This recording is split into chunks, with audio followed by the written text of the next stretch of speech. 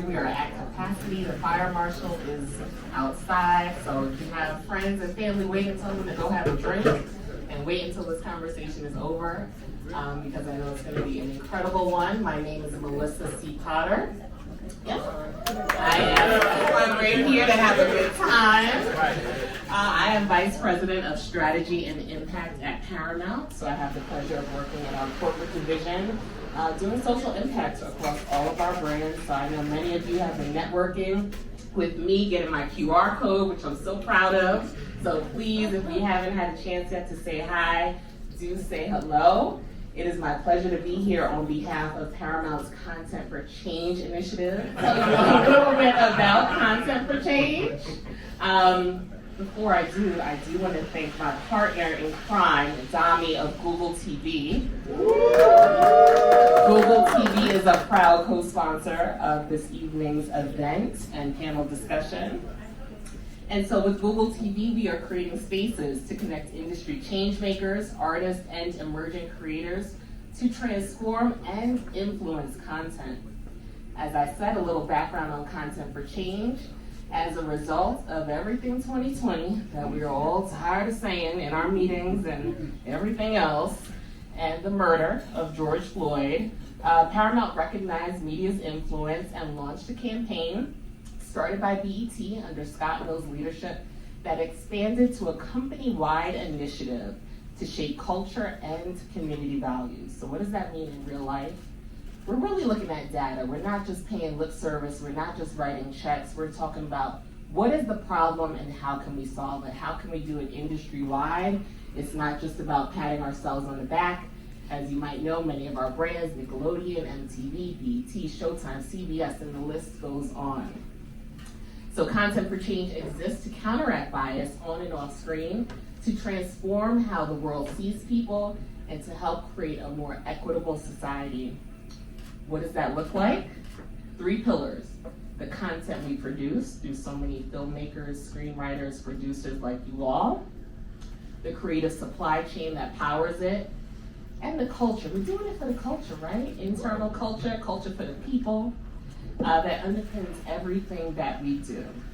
So we have an incredible panel. I know you recognize some faces and some you're gonna wanna get autographs from after today's discussion. So firstly, my colleague Crystal Barnes will join us in progress. Y'all, Uber accident, keep her in prayer. She'll be joining us soon. But I'll just tell you about Crystal. She's responsible for our social responsibility program, incredible senior Black woman SVP at Paramount, far and few in between. We have, as I said, my partner in crime, Dami Akinmeshi. Hell yeah.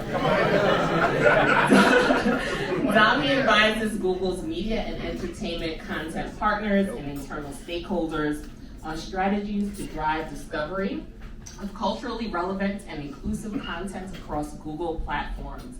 Dami also leads Google TV's multicultural audience engagement and outreach strategy. So he knows where the money resides. We have, give it up, y'all. Just clap, because you know who I'm about to introduce right now.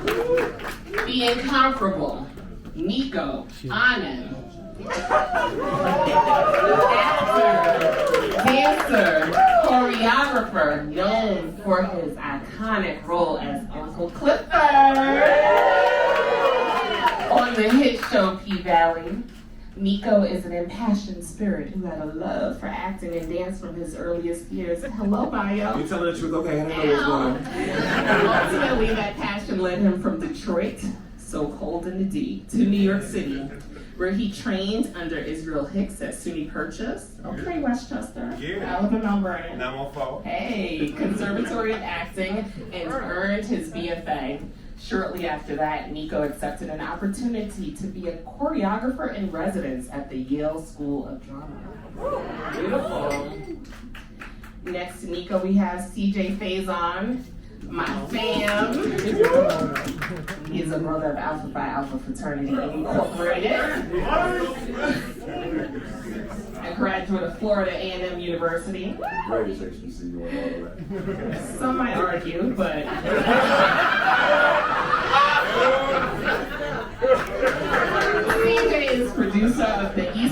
discovered Emmy-winning drama series Giants, which you can check out on Clio TV, TV One, and BET Plus.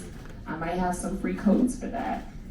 CJ is a champion for filmmakers. His latest project, The Black Beauty Effect on Xfinity, focuses on the growing beauty industry and the impact that black women have had on reshaping the space. Next we have, where are you at, Gianna? Gianna Jefferson, producer and founder of The Third Rail, a production company committed to event-driven stories that question and shape culture. So y'all are about to be really proud of my good sis Gianna, because she produced Harry and Meghan. Biggest documentary debut. Also, Children of the Underground on FX, which earned nominations for the IDA Award for Best Multi-Part Series, as well as an Independent Spirit Award for Best New Non-Scripted or Documentary Series, and lastly, The Innocence Files on Netflix as well. And a man that I don't want y'all to be startled by when he leaves here in his wife beater, because he promised me the shirt off his back. Zaylin Goff, president of Jet. The iconic media brand founded by John H. Johnson and currently owned by the Bridgman family, Black Excellence.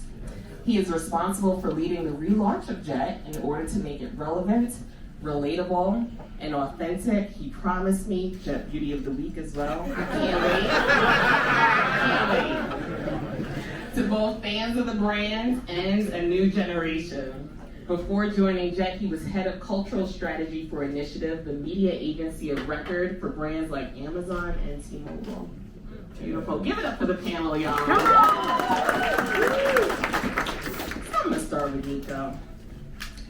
We love seeing more LGBTQIA+ lead shows across platforms like P-Valley, Pose, RuPaul's Drag Race on VH1. How do we make sure these shows are a full representation of the community, more specifically showcasing full Black and brown stories and storylines? Okay. In 1918. That is a heavy question. First of all, hello everybody, and thank you for the love. How do we repeat that last part? Yes, how do we what? Yes. Because I want to In plain English, like we got mad shows on TV now showing LGBTQIA+ representation. Mm-hmm. So how do we make sure that they're authentically grounded in real people, real stories, staying away from stereotypes and tropes, and just showing the full spectrum of lived experiences? I say go back to what you used to do when you used to go to church and testify. And in that space of testimony, I think that there is a collaboration where artistry is met. I think that there's a space where if you are other, if this is not your community, if this is not your pocket or part of society, I think that it's okay to be in a space to learn and ask questions, sit, observe. As an actor, before you do, you must observe so that you can portray truth. So I think that is a major part of it. And the other part, when I think about the testimony, I think that I'm coming from the perspective of what you know. So if you are a producer, if you are a writer, write what you know. Exactly. Write what you have experienced, because the truth of that will impact somebody else. You never know the point of entry and honesty and experience. So when I think about like those shows, P-Valley is very different from Pose. P-Valley is very different from RuPaul's Drag Race. And when you have, I always used to akin a part of the character of Uncle Clifford to my real life Uncle Bill. And my Uncle Bill was my grandmother's brother. And he passed from a heart attack. And you know, normally when black people say somebody passed, like, oh Lord, they had the monster. Do you understand? Especially in that time, And the fact that stigmas are broken and people are living and there's more education that is happening now. And I think that that is coming from a place of empathy. I think that is coming from a place of truth. And I think that is coming from a place where people are being called on their BS. I'm gonna be PG, I don't wanna be too much. I don't know what cameras is going with. But you know what I'm saying, right? And I think that for me, in my experience as an artist, when I connect with people as they are expressing their experiences from P-Valley, they oftentimes are not coming from an LGBTQ plus space. They are coming from a human space. They are coming from a Black space, or they are coming from an economic space. Those are things that exist beyond just who you sleep with or who you are attracted to. And the fact that people can see Uncle Clifford as a real person, that they can identify in Uncle Clifford their family members or people in their neighborhoods or themselves. You know, when he was 67, one of my homies back from Detroit, his father, 67, is the one who put him on the show. He was being a bad friend and hadn't seen the show yet. And so he was like, yo, you gotta see that Uncle Clifford. Uncle Clifford is a motherfucker. That's motherfucker. I'm telling you. I don't know about all that gay stuff, but I'm telling you, that Uncle Clifford, I'm telling you that you gotta watch it. And the fact that this man, who has lived his life in actuality and truth, spewing hate, spewing ignorance, at that big grown age, can have a transformative experience, that's a tribute to the writers.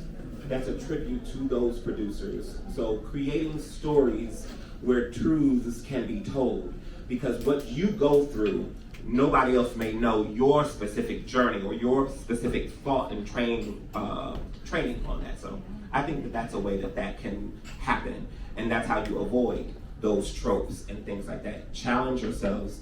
Don't be afraid to grow, but that goes back to the space of learning.